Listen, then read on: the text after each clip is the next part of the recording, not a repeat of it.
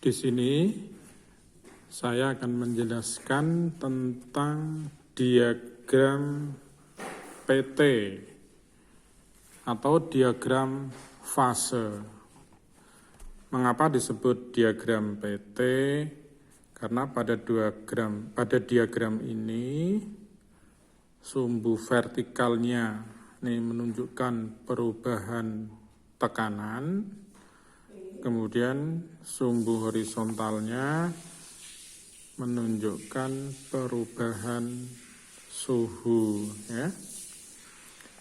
Mengapa pula disebut diagram fase? Karena pada diagram ini menggambarkan 3 wujud fase dari suatu zat, baik itu pelarut murni maupun larutan. 3 fase zat itu meliputi fase padat, jadi ini fase padat, kemudian fase cair, dan fase uap, atau sering kita sebut wujud, ya, wujud padat, wujud cair, dan wujud uap atau gas. Ketiga wujud zat tersebut itu dipengaruhi oleh 2 variabel, yaitu tekanan dan temperatur.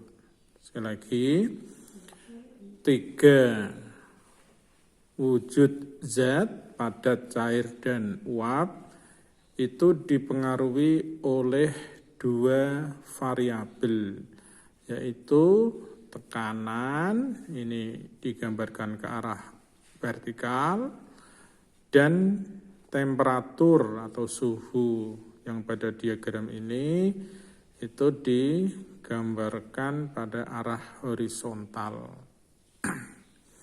Nah, pada diagram ini ada 2 garis, ya, garis yang tidak terputus-putus ini, dan satu lagi adalah garis putus-putus. Penjelasannya adalah untuk garis yang bukan putus-putus ini itu digunakan untuk menggambarkan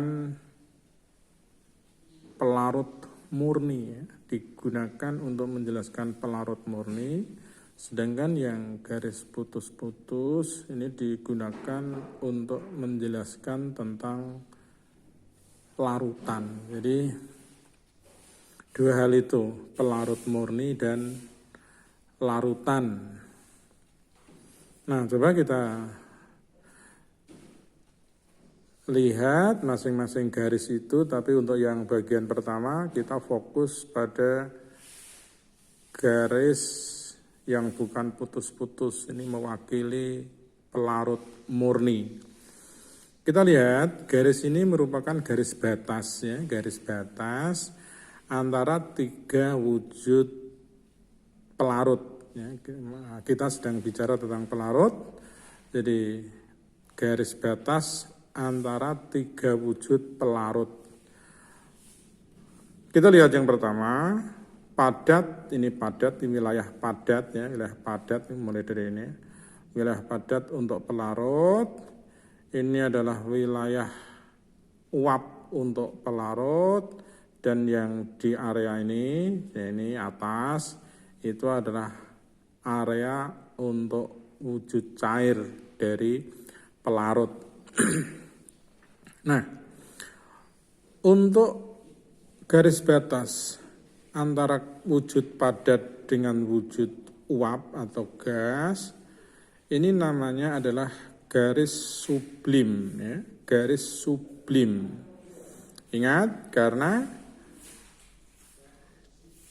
pada perubahan padat menjadi uap, itu istilahnya adalah sublimasi atau peristiwa penyubliman.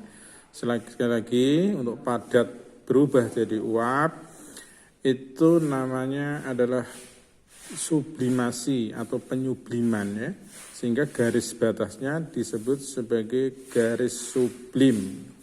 Itu yang pertama. Yang kedua adalah garis batas antara wujud padat bagi si pelarut dengan wujud cair bagi si pelarut juga ini. Garisnya ini ya, ini O sampai apa ini ya, C atau apa ini, OC ini. Namanya garis apa ini? Nah, sesuai dengan peristiwanya, perubahan dari padat menjadi cair atau cair menjadi padat, ya apa sama saja ya. Cair menjadi padat adalah peristiwa membeku. Cair menjadi padat itu membeku. Sehingga nama garisnya ini adalah garis beku untuk pelarutnya. Jadi O sampai dengan C ini garis beku untuk pelarut ya. Lalu yang ketiga itu adalah ini garis yang menjadi batas antara keadaan cair bagi pelarut dan keadaan uap ya, keadaan uap. Ingat, perubahan wujud dari cair menjadi ini jadi cair ini ya, menjadi uap, itu kalian sudah tahu betul namanya adalah peristiwa apa? Ya, penguapan. Dan peristiwa penguapan itu terjadi pada saat pelarut itu mendidih ya, mendidih. Jadi mendidih itu kan penguapan yang berlangsung pada seluruh bagian zat cair itu mendidih ya. Sehingga garis lengkung ini yang memisahkan antara wujud atau fase cair dengan fase uap ini dengan mudah diberi nama garis didih ya. Ini digambarkan atau kalau kita buat garisnya ya dari O ini menuju apa ini kurang jelas nih. Jadi nanti dilihat nih, saya ambil gambar dari buku paket kimia yang bersampul hijau itu halaman 8 khusus pembahasan tentang kenaikan titik didih itu di situ ya. Ya ada tiga garis batas itu. Tadi adalah garis sublim, ya sublim ini untuk si pelarut. Kemudian garis yang ini itu adalah garis beku, ya, memisahkan antara cair dan padat. Lalu garis didih memisahkan antara fase cair dan fase uap. Nah, itu untuk yang dialami oleh pelarut. Nah, karena dalam sifat koligatif larutan itu selalu membandingkan antara antara pelarut dan larutan, maka kita juga harus meninjau tentang larutan. Ada 3 juga untuk garis batas tadi pada larutan, tapi ini kita fokus pada garis yang putus-putus. Nah ini yang satu ini berhimpit ya, berhimpit antara larutan dan pelarut. Sama saja namanya, ini garis sublim untuk larutan, tapi sebatas O aksen ya, O aksen sampai A nih ya. Nih. Lalu yang kedua itu adalah garis beku untuk larutan. Ingat larutan. Nah ini. Ya, ini. Nah, ini dari C ini bergeser ke sini C aksen. Jadi ingat ini kalau dilihat pada sumbu suhu, ini suhu mendatar, suhu.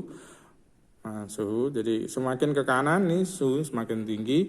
Jadi dengan jelas di sini kita lihat antara larutan dan pelarut, atau kita sebut yang pelarut dulu. Pelarut ini titik didih, titik bekunya adalah T0 ini ya, T0. Ini B ya. Kok TB ini ya. Ini yang titik beku ini, titik beku harusnya TF ya. Ini pelarut, ini larutan ya.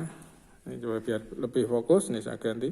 Yang ini itu adalah titik beku larutan, yang sini adalah titik beku. Sorry. Ini titik beku pelarut, yang sini adalah titik beku larutan. Maka kaitannya dengan sifat koligatif terjadi penurunan. Jadi dari sekian menjadi sekian itu kan turun. Nah, jadi kalau ditanya bagian mana yang menunjukkan penurunan titik beku ya, kan ini jarak antara ini T0, TF, ini kita pakai TF ya, karena F itu kan freeze itu membeku, kaitan dengan beku ya. Tapi di sini pada buku ini pakai TB,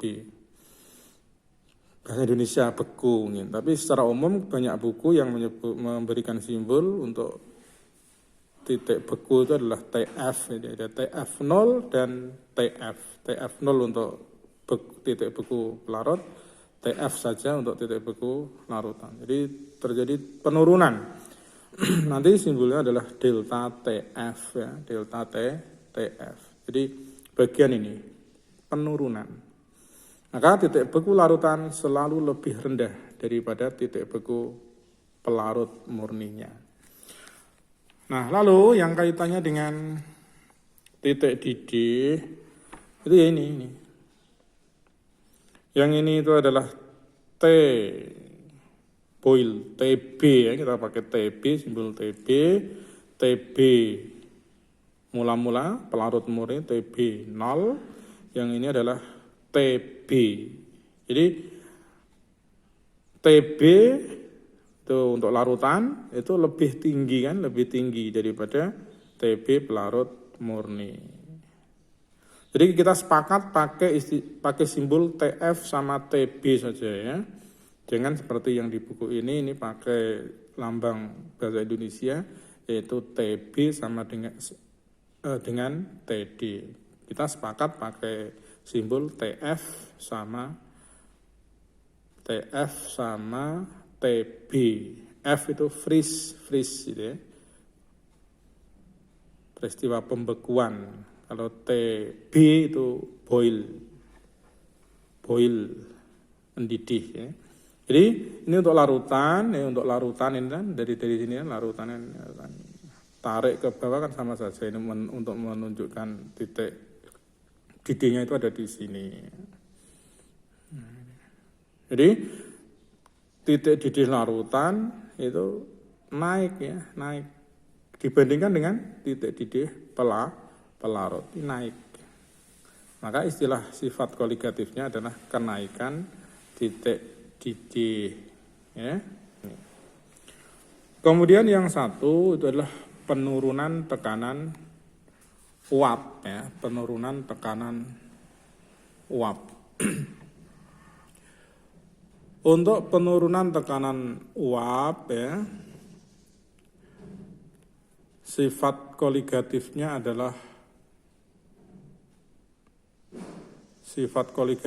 itu adalah penurunan tekanan uap. Jadi kalau saya lebih fokus ini penurunan ya, ini kebalik ke gimana nih, kebalik ini.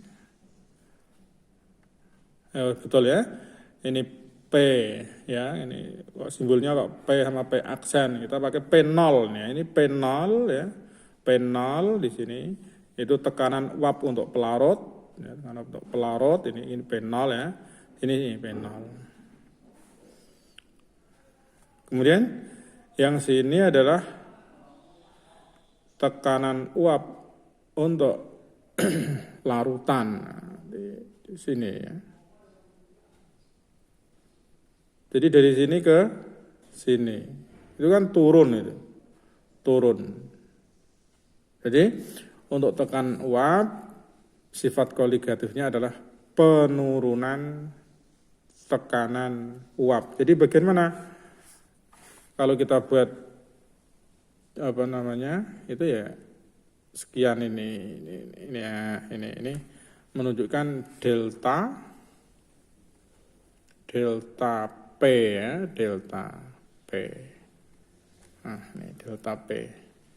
Berarti delta P itu adalah karena penurunan ya P0 dikurangi P0 dikurangi P. Yang tadi untuk titik didih karena naik, maka kenaikan itu T. Kita pakai simbol B ya, TB, Boyle, ingat. Boyle, standar internasionalnya itu B ya, TB dikurangi TB0. Delta TB sama dengan TB dikurangi TB0. Karena naik ya, karena naik. Lalu yang untuk penurunan titik beku, karena turun ya, penurunannya berapa, ya, penurunannya berapa, maka delta TF ya, delta TF sama dengan TF mula-mula, TF 0 dikurangi dengan TF larutan, atau TF saja simbolnya. Nah, ini diagram PT atau diagram fase ya, yang mengungkapkan ya hubungan antara wujud padat, wujud cair, dan wujud gas, baik itu terjadi pada pelarut murni dan pada larutan. Saya kira dengan grafik ini itu tergambar dengan jelas tentang ketiga sifat koligatif larutan itu, yaitu penurunan tekanan uap, kemudian penurunan titik beku, dan kenaikan titik didih. Dan selagi dibiasakan menggunakan simbol-simbol yang sudah disepakati secara internasional. Hanya di buku ini itu menggunakan simbol yang berbahasa Indonesia. Jadi di sini B beku, kita ganti dengan F itu freeze. Ini D itu didih, kita ganti dengan B justru ya.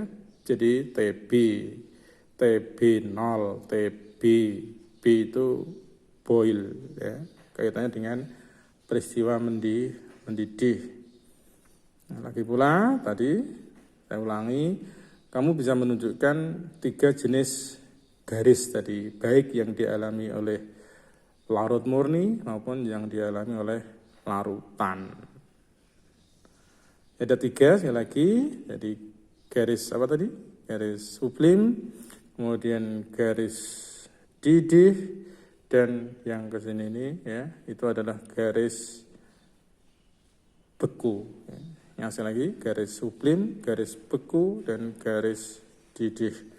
Nah, itu anak-anak tentang diagram fase. Untuk lebih jelasnya mungkin bisa dibaca. Salah satunya adalah buku paket halaman 8. Ya, hanya di situ kelihatannya tidak disebutkan tentang 3 jenis garis tadi. Kalian bisa membaca ya atau menggali informasi tentang diagram fase dari referensi yang lain ya. Jadi itu semoga bisa memberikan penjelasan tentang diagram fase yang sangat terkenal ini. Demikian, silahkan dipelajari, diputar videonya ya. Semoga bisa menjadi lebih jelas pemahaman kalian tentang sifat koligatif larutan.